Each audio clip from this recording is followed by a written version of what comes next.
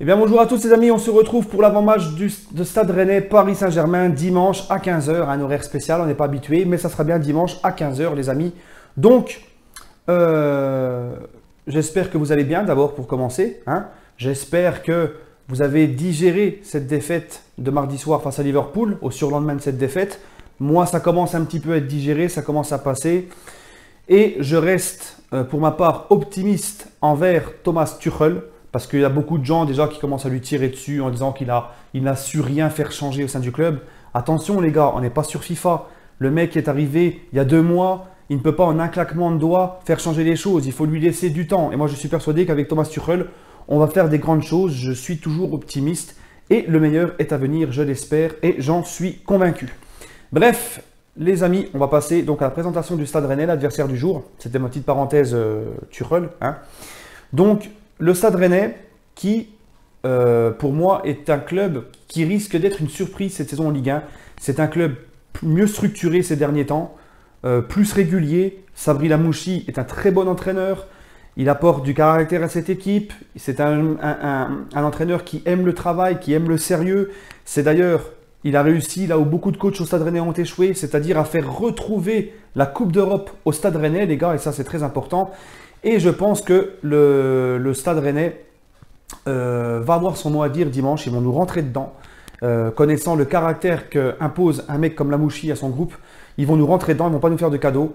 Donc, Lamouchi, très bon coach. Et ils ont également un très très bon directeur général ou président adjoint. Je ne sais plus ce qu'il est, Létang là-bas, quel poste il occupe.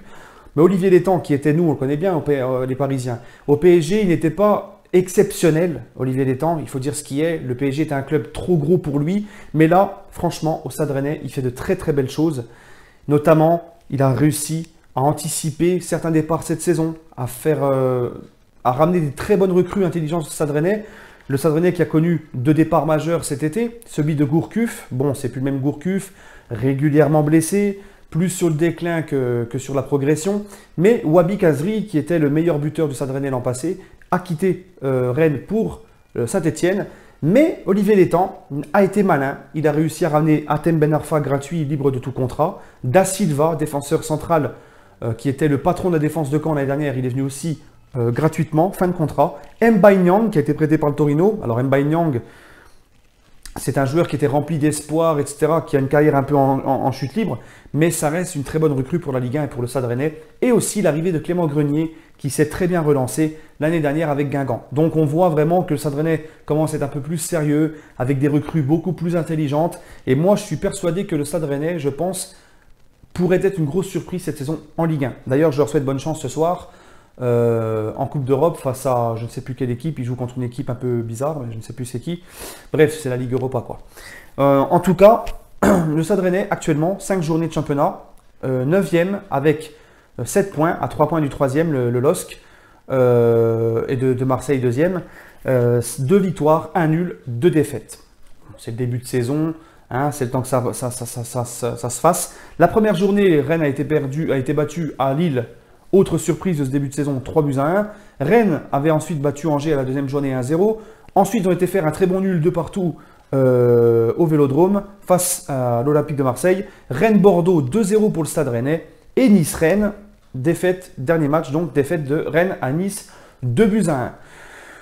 Donc, comme je vous l'ai dit, c'est une équipe Rennes qui, devant son public, va nous rentrer dedans, va nous donner du fil à retordre. Donc attention les Parisiens. Nous, on va sortir d'une défaite à Liverpool. Je ne pense pas qu'on ait dépensé énormément d'énergie vu la prestation du match à Liverpool. Donc j'espère que les Parisiens sauront répondre présent parce que Rennes va mettre de l'impact et Rennes va nous rentrer dedans, ne va pas nous faire de cadeaux.